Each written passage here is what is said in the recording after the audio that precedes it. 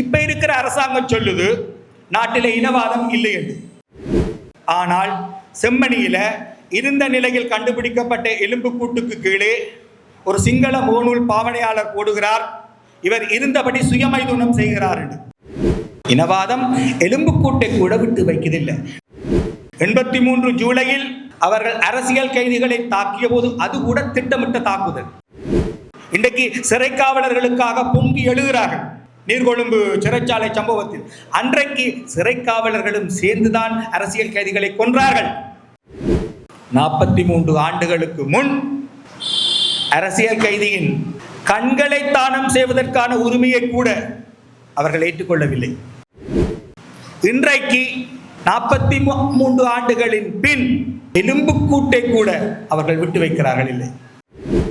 ஆனால் அரசாங்கம் சொல்லுது நாட்டில் இனவாதம் இல்லை என்று. இப்ப இனவாதம் இல்லை என்று சொல்லுறதே இனவாதம் ஆச்சு. இந்த பின்னணிக்குள் எதுவும் மாறவில்லை. தமிழ் மக்களும் மாறாமல் இருக்க இயலாது. ஜூலை 83 இனக்கலவரம் அல்ல.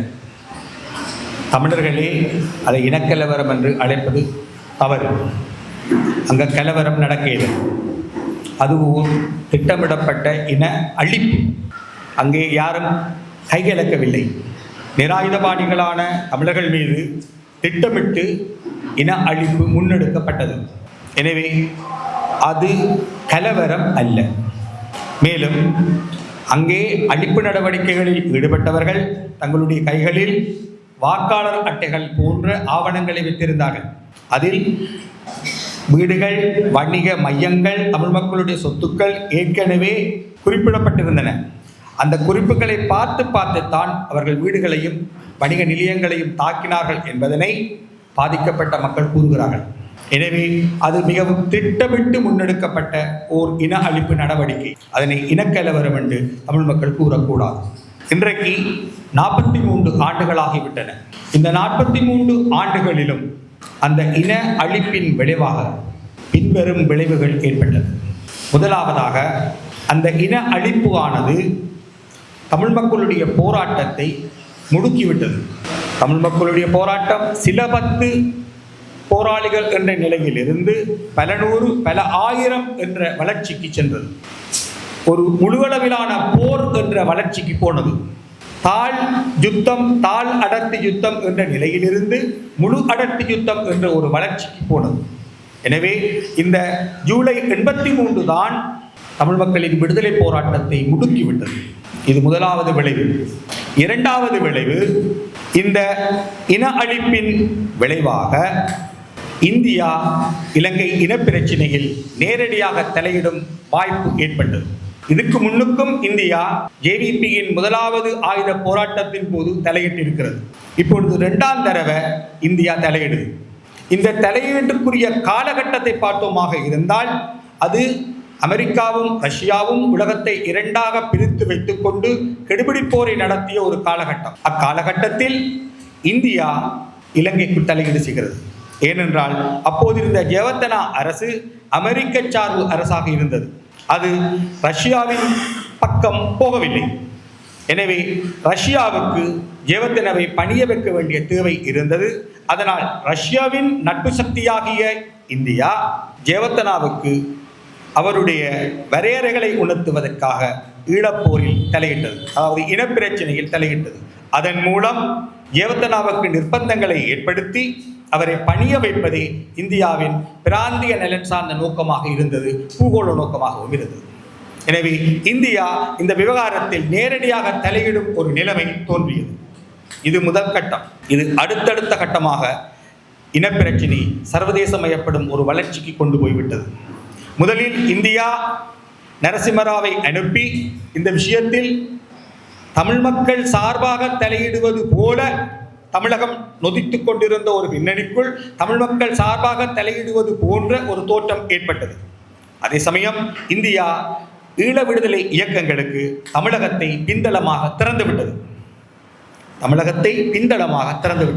அதனால் ஈழப் போராட்டம் முடுக்கிவிடப்பட்டது. இது முதல் கட்டமாக தமிழ் மக்களுடைய விடுதலை போராட்டம் பிராந்தியமயப்படும் ஒரு நிலையை தோற்றுவித்தது. அதாவது நாட்டுக்குள் நிகழ்ந்த போராட்டம் இப்பொழுது பிராந்தியமயப்பட்ட ஒன்றாக மாறியது. இதன் அடுத்த கட்டமாக திம்புவில் பேச்சுவார்த்தை நடந்தது. திம்பு பேச்சுவார்த்தை என்பது இந்த இனப்பிரச்சினை இலங்கையின் எல்லைகளுக்கு வெளியே போய்விட்டதை காட்டியது. திம்புவில் தொடங்கியது, ஒஸ்லோவில் போய் இன்றைக்கு ஐநா வரை வந்திருக்கிறது. இந்த போராட்டம் தமிழ் மக்களின் விவகாரம் இலங்கைக்கு வெளியே போய்விட்டது. இதன் அடுத்த கட்டமாக திம்பு பேச்சுவார்த்தைக்கு அடுத்த கட்டமாக இந்திய இலங்கை உடன்படிக்கை ஏற்பட்டது. இந்திய இலங்கை உடன்படிக்கையானது இலங்கைக்குள் இந்திய படைகள் இறங்குவதற்கு வாய்ப்பை வழங்கியது. அதாவது ஒரு பிறநாட்டு படை இலங்கைக்குள் இறங்கி தங்கியிருக்கும் ஒரு நிலைமை ஏற்பட்டது. ஜேவிபியின் முதலாவது கிளர்ச்சியின் போது வந்த இந்திய படைகள் கனகாலம் நிற்கல, வெளிப்படையாகவும் நடமாடியல. ஆனால் இந்த ஜூலை 83 தொடர்ச்சியாக வந்த இந்திய இலங்கை உடன்படிக்கையின் விளைவாக வந்த இந்திய அமைதி காக்கும் படை என்று அழைக்கப்பட்ட கட்டமைப்பானது இலங்கை தீவில் நிலை கொண்டிருந்தது. அது ஒரு கட்டத்தில் விடுதலை புலிகளோடு மோதும் ஒரு நிலைமை வந்தது. இந்த பிராந்திய பேரரசோடு தமிழ் மக்களின் விடுதலை போராட்டம் மோதும் ஒரு வளர்ச்சி ஏற்பட்டது. இது அடுத்த கட்டம். இதற்கும் அடுத்த கட்டம் இந்திய படைகள் வெளியேறிய அந்த பின்னணிக்குள் இந்த போராட்டம் மேற்கு மயப்படும் வாய்ப்புகள் அதிகரித்தன. இதன் விளைவாக மேற்கு மயப்பட தமிழ் மக்களுடைய புலப்பெயர்ச்சியின் பின்னணியில் இந்த மேற்கு மயமாதல் இன்னும் துரிதமாக நிகழ்ந்தது. அதன் விளைவாக நோர்வேயின் அனுசரணையோடான சமாதான முயற்சிகள் வந்தபோது இந்த போராட்டம், இந்த இனப்பிரச்சனையானது முழு அளவுக்கு சர்வதேசமயப்பட்டது. திம்புவில் தொடங்கியது, ஒஸ்லோ, டோக்கியோ, வாஷிங்டன் வரை போனது. இப்பொழுது ஐநாவில் வந்து நிற்கிறது. எனவே இச்சிறிய தீவுக்குள் புறத்தியார் வருவதற்கான வாய்ப்புகளை 83 ஜூலை திறந்துவிட்டது. இந்த சிறிய தீவின் அரசியல், இந்த சிறிய தீவின் கட்டுப்பாட்டுக்கு வெளியே பிராந்திய சர்வதேச சக்திகளால் கையாளப்படும் ஒரு நிலைமையை 83 ஜூலை தொடக்கி வைத்தது. இது இரண்டாவது விளைவு. அடுத்த விளைவு, தமிழ் மக்களுடைய விடுதலை போராட்டம் வேகமாக வளர்ந்தது ஒரு புறம், அது வீங்கியது என்பது ஒரு எதிர்மறையான அம்சம். 83 ஜூலை வரையிலும் அந்த போராட்டம் கிராஜுவலாக படிப்படியாக வளர்ந்து வந்தது. 83 ஜூலைக்கு பின் அது நூற்றுக்கணக்காக ஆயிரக்கணக்காக போராளிகளை கொண்ட அடுத்த கட்ட அசுர வளர்ச்சிக்கு போனது. இந்த வீக்கம் பின்னாளில் ஏற்பட்ட சில பின்னடைவுகளுக்கு காரணம். அதாவது தமிழ் மக்களுடைய விடுதலை போராட்டம் வீங்கியது. இந்த வீக்கத்துக்குள் வெளிச்சக்திகளும் பங்களிப்பை செலுத்தின. சில அமைப்புகள் திட்டமிட்டு வீங்க வைக்கப்பட்டன. எனவே இந்த 83 இருந்துதான் அந்த வீக்கம் தொடங்கியது. இது அடுத்த விளைவு. இதற்கும் அடுத்த விளைவு, கொழும்பில் தமிழ் வணிகர்கள் மிகவும் பலமாகவும் ஆதிக்கம் செலுத்தும் சக்திகளாகவும் இருந்தார்கள். பல நகரங்களில் தமிழ் வணிகர்கள் நகரங்களை தங்களது கட்டுப்பாட்டுக்குள் ஏறக்குறைய வைத்திருந்தார்கள். உருளைக்கிழங்கு, சீனி முதலாக பல விடயங்களின் மொத்த வாணிபம் தமிழ் வணிகர்களின் கைகளிலேயே இருந்தது. இது காரணமாக சிங்கள வணிகர்களுக்கும் சிங்கள சமூகத்துக்கும் தமிழ் வணிகர்கள் மற்றும் தமிழ் சமூகத்தின் மீது ஒரு வகை பொறாமை இருந்தது. இந்த பொறாமையை தீர்த்துக் கொள்வதற்கு அவர்கள் 83 ஜூலையை பயன்படுத்தினார்கள். தமிழ் வணிகர்கள் எங்கெல்லாம் மினுங்கிக் கொண்டிருந்தார்களோ, தமிழர்கள் எங்கெங்கே முக்கிய இடங்களில் ஜொலித்துக் கொண்டிருந்தார்களோ அந்த இடங்களை டார்கெட் பண்ணி அழித்தார்கள். அந்த தமிழர்களையும் அந்த சொத்துக்களையும் இலக்கு வைத்தார்கள். இதன் விளைவாக தமிழ் மக்களின் வணிக நிலையங்கள் பெருமளவுக்கு அழிக்கப்பட்டன. சில வணிக நிலையங்கள் முற்றாக சாம்பலாக்கப்பட்டன. அகதியாக்கப்பட்ட தமிழர்கள் யாழ்ப்பாணத்தை நோக்கி வந்தார்கள், மட்டக்களப்பை நோக்கி வந்தார்கள், தமிழ் பகுதிகளை நோக்கி வந்தார்கள். அன்றைக்கு ரூபாய்களோடு இருந்த தமிழ் முதலாளிகளை கண்டு பொறாமைப்பட்டு திட்டமிட்டு அவர்கள் மீது தாக்குதல் நடாத்தப்பட்டது. ஆனால் அதன் விளைவு சிங்கள பௌத்த அரசு கட்டமைப்பு எதிர்பாராத ஒன்றாக இருந்தது. என்ன நடந்தது என்று சொன்னால், ரூபாய்களோடு இருந்த முதலாளிகளை துரத்தி விட்டார்கள். அவர்கள் வெளிநாடுகளுக்கு போய் டாலர்களோடும் பவுண்ட்ஸோடும் யூரோக்களோடும் திரும்பி வந்தார்கள். ரூபாய்களோடு இருந்த தமிழ் வணிகர்கள் இன்றைக்கு டாலர்களோடும் பவுண்ட்ஸோடும் யூரோக்களோடும் பெரும் முதலீட்டாளர்களாக மாறியிருக்கிறார்கள். ஒரு சிறிய தீவுக்குள் மொத்த வியாபாரிகளாக இருந்தவர்கள், உருளைக்கிழங்கு வியாபாரத்தை, சீனி வியாபாரத்தை கையில் வைத்திருந்தவர்கள் இன்றைக்கு கோடம்பாக்கம் திரை உலகத்தை தமது கட்டுப்பாட்டுக்குள் வைத்திருக்கும் அளவுக்கு, வடிவேலுவுக்கும் இயக்குனர் சங்கருக்கும் இடையில் முரண்பாடு வரும் பொழுது அந்த முரண்பாட்டை தீர்த்து வைக்கும் அளவுக்கு பலம் வாய்ந்த முதலீட்டாளர்களாக மாறியிருக்கிறார்கள். மட்டுமல்ல, எதிரிசிங்க குழுமம் நூற்றுக்கணக்கான நகைக்கடைகளை கொண்டிருந்தது. சுவர்ணவாகினி என்ற அந்த தொலைக்காட்சியை கொண்டிருந்தது. அது குடும்பத்துக்குள் ஏற்பட்ட சச்சரவுகளால் ஒரு கட்டத்தில் வங்குரோத்து நிலையை அடைந்த பொழுது அதனை வாங்கியது ஒரு தமிழ் புலம்பெயர்ந்த முதலாளி. வங்குரோத்தாகும் சிங்கள முதலீடுகளை வாங்கும் ஒரு வளர்ச்சிக்கு புலம்பெயர்ந்த தமிழர்கள் வந்து விட்டார்கள். ஒரு காலம் ரூபாய்களோடு இருந்த புலம்பெயர்ந்த தமிழ் முதலாளிகளை நாட்டை விட்டு துரத்தினார்கள். அவர்களை கொழும்பில் இருந்து வடக்குக்கும் கிழக்கும் துரத்தினார்கள். ஆனால் இன்றைக்கு அவர்கள் டொலர்களோடு கொழும்புக்கு வந்து நிலங்களை வாங்கி மாடி கட்டடங்களை கட்டி விற்கிறார்கள். அவர்களை இன்றைக்கு கட்டுப்படுத்த முடியாது, ஏனென்றால் அவர்கள் வேறு நாடுகளின் பிரஜைகள். இது சிங்கள பௌத்த அரசு கட்டமைப்பு எதிர்பாராத ஒரு வளர்ச்சி. இது தொடக்கத்தில் எதிர்மறையாக இருந்தாலும் கூட தமிழர்கள் பொருளாதார ரீதியாக நசுக்கப்படவும் எரிக்கப்படவும் தங்கள் சொந்த சாமல்களில் இருந்து மீண்டும் எழுவார்கள் என்பதை நிரூபிக்கும் ஒரு உதாரணம். அது மட்டுமல்ல, தமிழ் புலப்பெயர்ச்சியின் 2வது அலை 83 ஜூலையோடு தான் தொடங்குது. முதலாவது அலை 83 ஜூலைக்கு முந்தியது. 3வது அலை 2020க்கு பின்வந்த பொருளாதார நெருக்கடியின் விளைவாக ஏற்பட்டது. இப்பொழுதும் நடந்து கொண்டிருக்கு. இந்த 3 புலப்பெயர்ச்சி அலைகளிலும் 2வது புலப்பெயர்ச்சி அலைதான் உள்ளதில் பெரியது. இந்த 2வது புலப்பெயர்ச்சி அலை காரணமாகத்தான் தமிழ் சனத்தொகையில் கிட்டத்தட்ட 4இல் 1 என்று ஒரு கணக்கு இருக்கு. ஆனால் இப்போதுள்ள நிலைமைகளின்படி 3இல் 1 என்று கூறப்படுகிறது. சரியான கணக்கு இல்லை. ஒரு கிட்டத்தட்ட எமது சனத்தொகையில் 4இல் 1 அல்லது 3இல் என்று சொல்லக்கூடிய ஒரு தொகை அப்படியே நாட்டை விட்டு போயிட்டு. இந்த புலப்பெயர்ச்சி அலையின் விளைவு எங்களுக்கு தீமையாகவும் உண்டு, நன்மையாகவும் உண்டு. நான் சொன்னது நன்மை. புலம்பெயர்ந்த தமிழர்கள், ரூபாய்களோடு இருந்த தமிழர்கள் டொலர்களோடு திரும்பி வருகிறார்கள். இது ஒன்று. இந்த புலம்பெயர்ந்த தமிழர்கள் மத்தியில் இருந்து தோன்றிய அறிஞர்கள், முக்கியஸ்தர்கள் ஆங்காங்கே தாங்கள் வாழும் நாடுகளின் செல்வாக்கு மிக்க இடங்களை கைப்பற்றிக் கொண்டிருக்கிறார்கள். 2ஆம் தலைமுறைக்குள் இருந்து நாடாளுமன்ற உறுப்பினர்கள் வந்துவிட்டார்கள். 1ஆம் தலைமுறைக்குள் இருந்தும் நாடாளுமன்ற உறுப்பினர்கள் வந்து விட்டார்கள். அகதியாக போனவர்கள் வாக்காளர்களாக மாறி, வேட்பாளர்களாக மாறி, அமைச்சர்களாக வந்து விட்டார்கள். இது நன்மை. தீமை என்னவென்றால், ஆளில்லா வீடுகளை கொண்ட கிராமங்கள் பெருகுகின்றன. எங்களுடைய எல்லா வீடுகளிலுமே எல்லா கிராமங்களிலுமே ஆளில்லா வீடுகள் அதிகரித்து வருகின்றன. ஆளில்லா வீடுகள் 2 வகைப்படும். ஒன்று, யாரும் உரிமை கோராததால் பாலடைந்த வீடுகள். இன்னொன்று, புலம்பெயர்ந்த தமிழர்கள் தங்கள் கிராமங்களில் வந்து கட்டிய மாட மாளிகைகள். இந்த மாட மாளிகைகளிலும் ஆட்கள் இல்லை. அங்கே சிசிடிவி கேமராவோ இல்லை என்று சொன்னால் செக்யூரிட்டி நிறுவனமோ அந்த வீட்டை பாதுகாக்கும் என கண்காணிக்கும். அவர்கள் இனி நல்லூர் வரப்போகுது, திருவிழாக்கு வருவார்கள் அல்லது ஊர் பண்டிகைக்கு வருவார்கள். மற்றபடி அந்த வீடு பெருமளவுக்கு கேமராக்களால் கண்காணிக்கப்படும். இப்படி ஆளற்ற வீடுகளை கொண்ட கிராமங்கள் எங்களிடம் உண்டு. இந்த பிராந்தியத்திலேயே அதிகம் ஆளில்லாத பாலடைந்த வீடுகளை கொண்ட பிரதேசம் தீவில் இருக்கிறது. ஊர்காவத்துறை, புங்குடுதீவு, நெடுந்தீவு. இந்த 3 தீவுகளிலும் ஆளில்லா வீடுகள் அதிகம். கரம்பன் பக்கம் போய் பாருங்கள். கத்தோலிக்க திருச்சபையின் ஆயர்களை பெற்றெடுத்த கிராமம். இப்ப இருக்கிற ஆயரும் அந்த கிராமத்துக்கால வந்தது.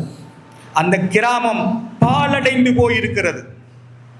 அந்த கிராமத்தில் ஒரு காலத்தில் ஜொலித்த மாட மாளிகைகள் யாவும் பெட்டை மண்டி சிறு காடுகளாக மாறி பாலடைந்து போயிருக்கின்றன. இந்த பிராந்தியத்திலேயே அதிகம் லக்ஸரியான வீடுகளை கொண்ட ஆனால் ஆட்கள் இல்லாத கிராமம் என்பது கேரளாவில் கோட்டயம் என்று சொல்லுவார்கள். இது கூட நான் ஒரு கட்டுரை எழுதிய பொழுது எனது இந்திய நண்பர் ஒருவர் எனக்கு உதவிக்கு எடுத்து தந்த புள்ளிவிவரம். கோட்டயத்தில் புலப்பெயர்ச்சி காரணமாக போன கேரள மக்கள் தங்கள் சொந்த கிராமங்களில் மாட மாளிகைகளை கட்டி வைத்திருக்கிறார்கள். அங்கேயும் மக்கள் இல்லை, திருவிழாக்களுக்கு வருவார்கள். ஆனால் எல்லாமே பிடியோ எழுப்பமான வீடுகள். எங்களுக்கும் அதே நிலைமை. இந்த பிராந்தியத்திலே ஆளற்ற வீடுகளை கொண்ட கிராமங்கள் தீவில் தான் உண்டு, அதிகம். இப்பொழுது எல்லா இடங்களிலும் உண்டு. உங்களோட வீடுகளிலேயே பாருங்கள், உங்களோட கிராமங்களிலேயே பாருங்கள், எத்தனை வீடுகள் ஆளற்று இருக்கின்றன. நாங்கள் தேசியம் என்று வரும்பொழுது மக்கள் தொகையை பற்றி கதைக்கிறோம். ஆனால் ஆளில்லா வீடுகளை கொன்ற எங்கள் கிராமங்களை நாங்கள் திரும்பி பார்க்க வேண்டும். புலப்பெயர்ச்சி 3வது அலை போய்கொண்டிருக்கு. கிராமங்களில் இருந்து வெளியேறிய பலர் வீட்டுக்கு திரும்பி வரவில்லை. இது துயரம். இது தமிழ் தரப்பில் விளைவு. சிங்கள தரப்பை பொறுத்தவரை அவர்கள் நினைக்கிறார்கள் இவர்களை நாங்கள் துரத்தி விட்டோம் என்று. ஆனால் போன மக்கள் டாலர்களோடு திரும்பி வருகிறார்கள். முதலீட்டாளர்களாக அவர்கள் ரூபாய்களோடு இருந்தபோது இருந்ததை விடவும் பலமான அனைத்துலக பின்னணிகளை கொண்ட முதலாளிகளாக வந்திருக்கிறார்கள். இது சிங்கள பௌத்த அரசு கட்டமைப்பு கொழும்பிலிருந்து வணிகர்களை துரத்திய பொழுது கவனத்தில் கற்பனை செய்திருக்காத ஒரு விளைவு. இப்படி பார்த்தால் ஜூலை 83 என்பது இந்த விளைவுகள் அனைத்தையும் ஏற்படுத்தியது. இந்த விளைவுகளில் இருந்து நாங்கள் கற்றுக்கொண்டிருக்கிறோமா? சிங்கள மக்களும் சரி, தமிழ் மக்களும் சரி, கடந்த 43 ஆண்டுகளில் சிங்கள மக்கள் இந்த விளைவுகளில் இருந்து கற்றுக்கொண்டிருக்கிறார்களா? இல்லை. கற்றுக்கொண்டிருந்திருந்தால் இனப்பிரச்சினைக்கு தீர்வு எப்பொழுதோ கிடைத்திருந்திருக்கும். நாங்கள் செம்மணியிலும் தையிட்டியிலும் போராடும் ஒரு நிலைமை வந்திருக்காது. கற்றுக்கொள்ளவில்லை. 83 ஜூலையின் விளைவாக இனப்பிரச்சினை முதலில் பிராந்தியமயப்பட்டது. அடுத்த கட்டம் அனைத்துலகமயப்பட்டது. அனைத்துலகமயப்பட்ட அடுத்த கட்டத்தில் 2009 ஆயுத போராட்டம் முடிவுக்கு வந்தது. ஆயுத போராட்டம் முடிவுக்கு வந்த கையோடு இந்த பிராந்தியத்தில், குறிப்பாக இலங்கை தீவில் சீனாவின் பிடி பலமடைந்தது. இன்றைக்கு 2 துறைமுகங்கள் சீனாவின் கட்டுப்பாட்டுக்குள், ஒன்று ஹம்பாந்தோட்டை, மற்றது கொழும்பு துறைமுகத்துக்கு அருகே ஒரு துறைமுக நகரம். இந்த சிறிய தீவுக்குள் சீனா வந்துவிட்டது. அதுவும் 100 ஆண்டு குத்தகையை எழுதி கொண்டு வந்துட்டு அதை வெறும் வணிக உடன்படிக்கை என்று சொல்ல முடியாது. இந்த பூமியிலே ஆக்கிரமிப்புகள் வணிக நடவடிக்கைகளாகத்தான் இடம்பெறுவதுண்டு. கிழக்கிந்திய கம்பெனி தான் வந்தது ஆக்கிரமிப்பதற்கு. எனவே இன்றைக்கு இந்த சிறிய தீவுக்குள் சீனா வந்துவிட்டது. சீனா வந்ததை காரணம் காட்டி இந்தியா தனக்கும் இடம் கேட்கிறது. சீனர்கள் தீவு பகுதியில் மீள புதுப்பிக்கும் எரிசக்தி திட்டத்தை உருவாக்க முயன்ற போது இந்தியா இல்லை எனக்கு தாண்டு கேட்டது. ஒரு கட்டத்தில் இந்தியாவிடம் அது கொடுக்கப்பட்டது. சில கிழமைகளுக்கு முன் யாழ்ப்பாணத்தில் இருக்கும் இந்திய துணை தூதுவர் நெடுந்தீவுக்கு போயிருந்தார். அங்கே நிகழும் அந்த மீள புதுப்பிக்கும் எரிசக்தி திட்ட என்ன நிலையில் இருக்கு என்று பார்வையிட்டார். அவை மீள புதுப்பிக்கும் எரிசக்தி திட்டங்கள் கிடையாது, அப்படித்தான் சொல்வது. அவை இந்தியா அந்த கடலை கண்காணிப்பதற்கான கண்காணிப்பு மையங்கள். சீனா தன்னிடமிருந்து அந்த திட்டம் பறிக்கப்பட்டதை இப்பொழுதும் நினைவில் வைத்து கருத்து தெரிவிக்கிறது. இலங்கையில் உள்ள சீன தூதரகம் இப்பொழுதும் அதை பற்றி ஆங்காங்கே நேர்காணல்களின் போது சொல்லும். நாங்கள் சில அபிவிருத்தி திட்டங்களை முன்னெடுக்கும் பொழுது சில நாடுகள் தலையிடுகின்றன, சில நாடுகள் குழப்புகின்றன என்று. இன்றைக்கு தீவுகளுக்குள் வர முற்பட்ட சீன மீள புதுப்பிக்கும் எரிசக்தி திட்டங்களை அகற்றிவிட்டு அந்த இடங்களை இந்தியா கைப்பற்றி இருக்கிறது. அடுத்த கட்டமாக இந்தியா இலங்கைக்கும் இந்தியாவுக்கும் இடையே பாலத்தை போடு என்று கேட்கிறது. இலங்கைக்கும் இந்தியாவுக்கும் இடையில் பாலத்தை போடு என்று கேட்கிறது. ராமர் பாலம் புராண நம்பிக்கைகளின்படி யுத்த தேவைகளுக்காக கட்டப்பட்டது. இப்பொழுது சிவில் தேவைகளுக்காக கட்ட வேண்டும் என்று இந்தியா கேட்கிறது. ஆனால் சிவில் தேவைகளுக்காக ராமர் பாலத்தை கட்டுவதற்கு உடன்பட்டு அதற்காக அத்திவாரக்கல்லை எடுத்து வைக்கும் சிங்கள தலைவர் அடுத்த நாள் கொழும்பில் ஆட்சியில் இருப்பாரா? இலங்கை ஒரு தீவாக இருப்பதுதான் தன்னுடைய பேரத்தை எப்பொழுதும் பாதுகாக்கும் என்று சிங்கள ராஜதந்திரத்துக்கு நன்றாக தெரியும். எனவே அவர்கள் பாலம் கட்ட ஒப்புக்கொள்ளப் போவதில்லை. ஆனால் இந்தியா நம்புது இது ஒரு எல்போட் அரசாங்கம். அரசாங்கம் எல்போட் தான், ஆனால் ராஜதந்திரிகள் எல்போட் இல்லை. சிங்கள பௌத்த அரசு கட்டமைப்பு எல்போட் இல்லை, அது மிக பலம். அரசாங்கம் மாறும், ஆனால் ராஜதந்திர கட்டமைப்பு இலேசில மாறாது, படைக்கட்டமைப்பை போல. எனவே இந்தியா நம்புது மிக பலவீனமான நிலையில் இருக்கும் இந்த எல்போர்ட் அரசாங்கத்தை வச்சுக்கொண்டு பாலத்தை கட்டிடலாம் என்று. ஏன் இந்தியா அப்படி நம்புது? ஹம்பாந்தோட்டையில் சீனா இருக்குது, கொழும்பு துறைமுக நகரத்தில் இயங்க தொடங்க சீனாவின் வெள்ளமை இன்னும் அங்கே பெருகும். எனவே இந்தியா தானும் பங்குக்கு பாலத்தை கட்ட விரும்புது. பாலத்தை கட்டினால் இலங்கையின் பேரம் போய்விடும். இந்தியாவின் மிக பிரம்மாண்டமான பொருளாதாரத்துக்குள் இலங்கை ஈர்க்கப்பட்டுவிடும். குறிப்பாக தமிழகம் இந்தியாவின் 2வது பெரிய பொருளாதாரம். அதுக்கு முன்னுக்கு இலங்கை நின்று பிடிக்கிறதே கஷ்டம். அப்படி பார்க்க ஏன் இப்படி இந்தியா பாலம் கட்ட வருகிறது? சீனா ஏற்கனவே ஹம்பாந்தோட்டைக்கு வந்துட்டு இலங்கை இப்பொழுதும் ஐநாவில் ஒவ்வொரு ஆண்டும் போய் மனித உரிமைகள் பேரவையில் பதில் சொல்ல வேண்டி இருக்கு. அவர்கள் சொன்னபடி நடக்கிறார்களா நடக்கலையான்றது ஒரு விஷயம். ஆனால் நீ ஒரு வெளி மன்றில் போய், ஒரு உலக மன்றில் போய் பதில் சொல்ல வேண்டி இருக்கு. நீ உன்னுடைய நாட்டுக்குள் இருக்கும் குடிமக்களுக்கு பொறுப்பு கூற தவறியதனால் உலக சமூகத்துக்கு பொறுப்பு கூற வேண்டி இருக்கு. அதனால ஒவ்வொரு வருஷமும் ஐநா கூட்டத்துக்கு நீ போறாய். அது மட்டுமில்ல, பொருளாதார நெருக்கடிக்கு பின்னுக்கு இன்றைக்கு IMF-க்கும் பன்னாட்டு நாணய நிதியத்துக்கும் உலக வங்கிக்கும் இலங்கை பொறுப்பு கூற வேண்டி இருக்கு. இப்பொழுது இருக்கும் அரசாங்கம் இடது மரபில் வந்தது என்றெல்லாம் சொல்லிக் கொள்கிறார்கள். ஆனால் அவர்கள் IMF-இன் நிகழ்ச்சி நிரலுக்கு சேவகம் செய்பவர்கள். பன்னாட்டு நாணய நிதியத்தின் விதிகளுக்கு கட்டுப்பட்ட ஒரு அரசாங்கம் தான் இப்பொழுது நாட்டில் உண்டு. இறமையெல்லாம் கதைச்சு கொண்டிருக்கிறார். பாருங்கள், உலக வங்கி, பன்னாட்டு நாணய நிதியம் ஆகிய 2 உலக அமைப்புகளையும் யாரும் தேர்தலில் தேர்ந்தெடுப்பதில்லை. இதில் இருக்கிற முக்கியமான ஆட்கள் சில கோர்ப்பரேட் கம்பெனிகளின் தலைவர்களாலும் உலக பேரரசுகளின் தலைவர்களாலும் தீர்மானிக்க நியமிக்கப்படுகிறவர்கள், எலெக்ட் பண்ணப்படுகிறவர்கள் அல்ல. உலக வங்கி, IMF 2 கட்டமைப்புகளினுடைய ஆளுநர் குழு என்பது தேர்தல் மூலம் தீர்மானிக்கப்படுவதில்லை. அது நியமனம் செய்யப்படுவது. ஆனால் சில பேரரசுகளாலும் சில கோர்ப்பரேட் பெருநிறுவனங்களாலும் நியமிக்கப்படுகிற ஆளுநர்களை கொண்ட IMF-ம் உலக வங்கியும் மக்களால் தெரிந்தெடுக்கப்பட்ட அரசாங்கங்களை வழிநடத்துகின்றன. இதுதான் உலக ஒழுங்கு.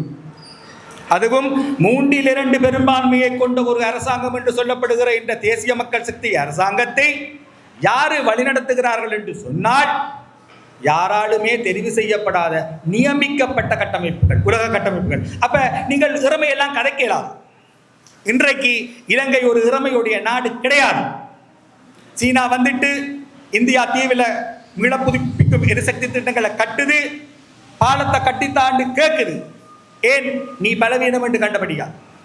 அப்ப இன்றைக்கு இருக்கும் இந்த அரசாங்கம் எந்த அரசாங்கமாக இருந்தாலும் அது திறமையுள்ள அரசாங்கம் அல்ல. எனவே ஜூலை 83 இந்த நாட்டுக்கு கற்றுத்தரும் பாடம் என்னவென்றால், தமிழ் மக்களுக்கு சுதந்திரம் இல்லை என்றால் சிங்கள மக்களுக்கும் சுதந்திரம் இல்லை, முஸ்லிம்களுக்கும் இல்லை. தமிழ் மக்கள் நிம்மதியாக இருக்கவில்லை என்றால் சிங்கள மக்களும் நிம்மதியாக இருக்க முடியாது என்பதைத்தான் இந்த சமகாலம் எங்களுக்கு உணர்த்துகிறது. பாலத்தை கட்டு என்று இந்தியா கேட்கிறது. எனவே 83 ஜூலையிலிருந்து இலங்கை கற்றுக்கொள்ள வேண்டிய பாடம் அது. தமிழ் மக்கள் கற்றுக்கொள்ள வேண்டிய பாடம் என்ன? 83 ஜூலையோடு தமிழ் அரசியல் பிராந்தியமயப்பட்டது.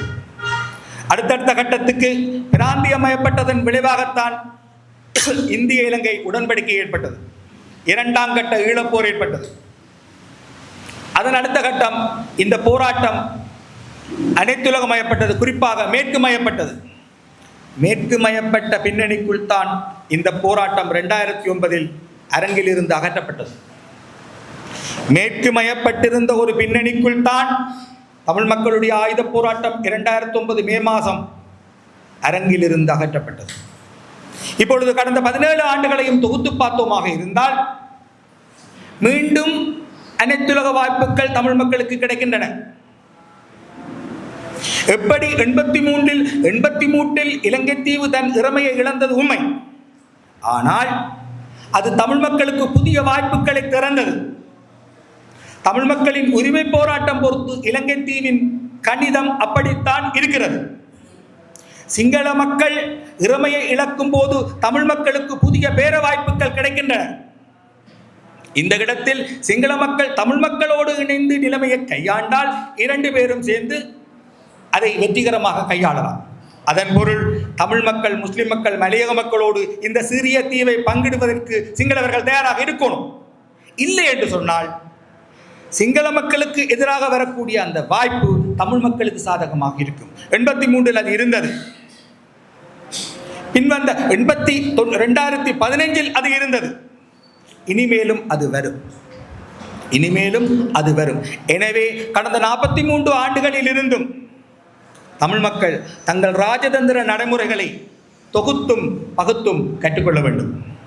கற்றுக்கொள்வதன் மூலம்தான் இந்த 48 ஆண்டுகளில் எங்கே வென்றோம், எங்கே தோத்தோம், ஏன் எங்கள் இலக்குகளை அடைய முடியாமல் இருக்கிறோம் என்பதை குறித்து தமிழ் மக்கள் விஞ்ஞானபூர்வமான, கணிதபூர்வமான ஒரு முடிவுக்கு வர முடியும்.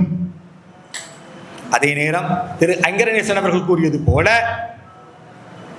ஜூலை 83 என்பது கூட்டம் கூடி ஒவ்வொரு ஆண்டும் கதைச்சிட்டு போற விடயம் மட்டுமல்ல, அல்லது ஒரு நினைவு சின்னத்தை உருவாக்கிட்டு அந்த நேரத்தில் அதில் போய் அஞ்சலி செலுத்திட்டு வாரதும் அல்ல. மாறாக ஜூலை 83க்கு நாங்கள் உருவாக்கக்கூடிய எந்த ஒரு கட்டமைப்பும் நினைவு சின்னம் என்பதையும் கடந்து அது ஒரு நினைவு வளாகமாக இருக்க வேண்டும். அது ஒரு நினைவு உலகில் அப்படித்தான் இப்பொழுது உருவாக்குகிறார்கள்.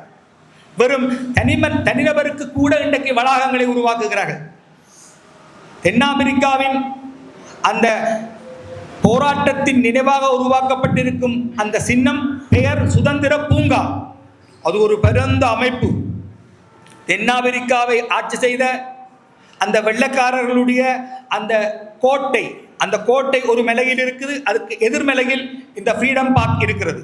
அது ஒரு பரந்த பிரதேசம். அப்படி ஒரு பரந்த பிரதேசத்தில் ஆக குறைஞ்சது ஒரு குறிப்பிட்ட பெரிய அளவு இடத்தில் தமிழ் மக்கள் நினைவு வளாகத்தை கட்ட வேண்டும். இப்ப தஞ்சையில் கட்டப்பட்டிருக்கும் முள்ளிவாய்க்கால் அந்த நினைவு கூட வளாகம்தான். நாங்கள் நினைவு வளாகங்களை யோசிக்க வேண்டும். ஜூலை 83க்கு ஒரு நினைவு வளாகத்தை உருவாக்க வேண்டும். அதில் ஜூலை 83 தப்பியவர்களின் நினைவுகள் அடங்கிய குறிப்புகள் ஆக்கைவ் செய்யப்படும் ஆவண காப்பகம் இருக்கணும். அதில் ஜூலை 83 எரிஞ்சு மிஞ்சிய ஞாபக சின்னங்கள் சேர்க்கப்பட வேண்டும். ஒரு மியூசியம் இருக்கணும். ஜூலை 83 தொடர்பாக இதுவரை வந்திருக்கக்கூடிய ஆய்வு புத்தகங்களை சேகரித்து ஒரு நூலகம் இருக்கணும். ஒரு ஒன்றுகூடல் மைதானம் இருக்கணும். வெளிநாட்டிலிருந்து வாராக்கள் அங்கே வந்து அதை பார்த்துட்டு அதிலிருந்து கற்றுக்கொள்ள வேண்டும். இது காணாமலாக்கப்பட்டவர்களுக்கும் பொருந்தும். காணாமலாக்கப்பட்டவர்களும் தங்களுக்கு அவ்வாறான ஒரு கிராமத்தை உருவாக்க வேண்டிய தேவை இருக்கிறது. நாங்கள் எங்கெல்லாம் கிராமங்களை, வளாகங்களை உருவாக்க வேண்டுமோ அதை உருவாக்க தவறுகிறோம். ஆனால் ஆளில்லா காணிகளை அதிகமாக கொண்ட மக்கள் நாங்கள். இந்த காணிகளில் கொஞ்சத்தை கொடுத்தாலே ஒரு வளாகத்தை உருவாக்கலாம். மறுதலையாக சிங்கள மக்கள் காலிமுகத்திடலில் கிராமம் அமைத்து போராடுகிறார்கள். எனவே காணாமல் ஆக்கப்பட்டவர்களின் உறவினர்களும் தங்களுக்கு நினைவு வளாகங்களை உருவாக்க வேண்டும். அந்த நினைவு வளாகத்தில் காணாமல் போனவர்களின் நினைவுகளை பேணும் அம்சங்களை ஒரு மியூசியமாக்க வேண்டும். அவர்களுடைய விவரங்கள், உருவப்படங்கள், அவர்களுடைய நினைவு சின்னங்கள் அனைத்தும் பேணப்பட வேண்டும். இந்த 17 ஆண்டுகளிலும் அவர்கள் போராடிய வரலாறு அங்கே தொகுக்கப்பட வேண்டும். அங்கேயும் சந்திப்பு மையங்கள் இருக்கணும். அது ஒரு கிராமமாக இயங்கணும். அப்படித்தான் ஜூலை 83 நினைவு வளாகம் ஒன்று உருவாக்கப்பட வேண்டும். அந்த வளாகத்தில் ஜூலை 83 தொடர்பாக இதுவரை வந்த எல்லா ஆவணங்களும், நூல்களும், படங்களும் தொகுக்கப்பட வேண்டும். இன்றைக்கும் ஜூலை 83 தப்பிய முதியவர்கள் உண்டு. எங்களுக்கு சாதகமாக சிங்கள அறிஞர்கள் சொன்ன சாட்சியங்களே உண்டு. எல்லாத்தையும் சேகரிப்போம். எல்லாத்தையும் ஒரு மையத்தில் சேர்த்தால் தான் வெளியிலிருந்து வாரவருக்கு ஜூலை 83 முழுமையான படம் கிடைக்கும். எனவே நாங்கள் நினைவு வளாகங்களை உருவாக்க வேண்டும். ஒருபுறம் ஜூலைக்கு நினைவு வளாகம், முள்ளிவாய்க்காலுக்கு நினைவு வளாகம் உருவாக்க இவர்கள் எந்த அளவுக்கு விடுவார்களோ தெரியாது. அதுபோல காணாமலாக்கப்பட்டவர்களின் உறவினர்களின் நினைவு வளாகங்களை உருவாக்க வேண்டும். இது ஒரு பக்கம். இன்னொரு பக்கம், கடந்த 43 ஆண்டுகளிலும் இலங்கை தீவு என்னத்தை கற்றுக்கொண்டிருக்கிறது என்பதை தொகுத்து பார்க்க வேண்டும். இப்ப இருக்கிற அரசாங்கம் சொல்லுது நாட்டிலே இனவாதம் இல்லை என்று. ஆனால் செம்மணியில இருந்த நிலையில் கண்டுபிடிக்கப்பட்ட எலும்புக்கூட்டுக்கு கீழே ஒரு சிங்கள முகநூல் பாவனையாளர் போடுகிறார், இவர் இருந்தபடி சுயமைதுனம் செய்கிறார் என்று. இனவாதம் எலும்புக்கூட்டை கூட விட்டு வைக்கதில்லை. 83 ஜூலையில் அவர்கள் அரசியல் கைதிகளை தாக்கிய போது அது கூட திட்டமிட்ட தாக்குதல். இன்றைக்கு சிறை காவலர்களுக்காக பொங்கி எழுகிறார்கள். நீர்கொழும்பு சிறைச்சாலை சம்பவத்தில் அன்றைக்கு சிறை காவலர்களும் சேர்ந்துதான் அரசியல் கைதிகளை கொன்றார்கள். அந்த சம்பவத்தில் குட்டிமணியின் கண்களை பிடுங்கினார்கள். ஏன்? என்னுடைய கண்ணை யாருக்காவது தானம் பண்ணுங்கள், என்னை தூக்கிலிட்டபின் எதிர்காலத்தில் மலரப்போகும் நாட்டை அந்த கண்கள் பார்க்க வேண்டும் என்று அவர் கேட்டார். அதற்காக அந்த கண்களை பிடுங்கினார்கள். அன்றைக்கு 43 ஆண்டுகளுக்கு முன் அரசியல் கைதியின் கண்களை தானம் செய்வதற்கான உரிமையை கூட அவர்கள் ஏற்றுக்கொள்ளவில்லை. இன்றைக்கு 43 ஆண்டுகளின் பின் எலும்புக்கூட்டை கூட அவர்கள் விட்டு வைக்கிறார்கள் இல்லை. ஆனால் அரசாங்கம் சொல்லுது நாட்டில் இனவாதம் இல்லை என்று. இப்ப இனவாதம் இல்லை என்று சொல்லுகிறதே இனவாதமாச்சு. இந்த பின்னணிக்குள் எதுவும் மாறவில்லை. தமிழ் மக்களும் மாறாமல் இருக்க இயலாது. கடந்த 17 ஆண்டுகளில் இருந்தும் தமிழ் மக்கள் தொகுத்து கற்க வேண்டும். பாருங்கள், தமிழகத்தில் நீங்க விஜயை ஏற்கலாம், ஏற்காம விடலாம். ஆனால் 2 பாரம்பரிய கட்சிகள் நொறுங்கேற்க அந்த இடத்தை கைப்பற்ற ஒரு திரைப்பட தளம் இருந்தது. ஒரு கோடம்பாக்கத்தில் இருந்து உற்பத்தி செய்யப்பட்ட ஒரு திரைப்பட தளம் இருந்தது. விஜய் சும்மா வரையில. நாங்களும் விஜயை பற்றி கதை கேட்க 2 வருஷத்துல கட்சி கட்டி விட்டு என்று சொல்றோம். இல்லை, விஜயின் மக்களமைப்பு 2014 இருந்து இயங்கியிருக்கு. அது படிப்படியாக கிராமங்களில் வேலை செய்திருக்கு. கன பேர் தங்கள் தொழில்களை துறந்து விட்டு அதுல போய் வேலை செய்திருக்காங்க. அவர்களுக்கெல்லாம் சம்பளம் கொடுக்கவும் பராமரிக்கவும் விஜய்கிட்ட காசு இருந்திருக்கு. ஏண்டா, விஜய் ஒரு கோடீஸ்வரன். விஜய்கிட்ட காசு இருந்தது. காசை அள்ளி வீசி அந்த மக்களமைப்பை கட்டி எழுப்பினார். விஜய் 3 தசாப்தங்களாக திரையரங்கில் நிற்கிறார். அவர் இன்றைக்கு நேற்றுக்கு வரையில 3 தசாப்தங்களாக அந்த மாயத்திரையில் நிற்கிறார். அந்த இமேஜ், அந்த மாய பிம்பம் 3 தசாப்தங்களாக கட்டியெழுப்பப்படுகிறது. அது இந்த முறை அந்த அறுவடையை செய்திருக்கு. ஆனால் எங்களிட்ட அப்படி ஒரு ஃபில்ம் இண்டஸ்ட்ரியும் கிடையாது என்றால் எங்களிடம் இருக்கும் பாரம்பரிய கட்சிகள் பலவீனமடையக்கு என்ன நடக்கும்? இந்த வெற்றிடத்தை யார் நிரப்ப போகிறார்? இந்த வெற்றிடத்தை யார் நிரப்ப போகிறார்? கொஞ்சம் யோசிச்சு பாருங்கோ. பயமா இருக்கும்.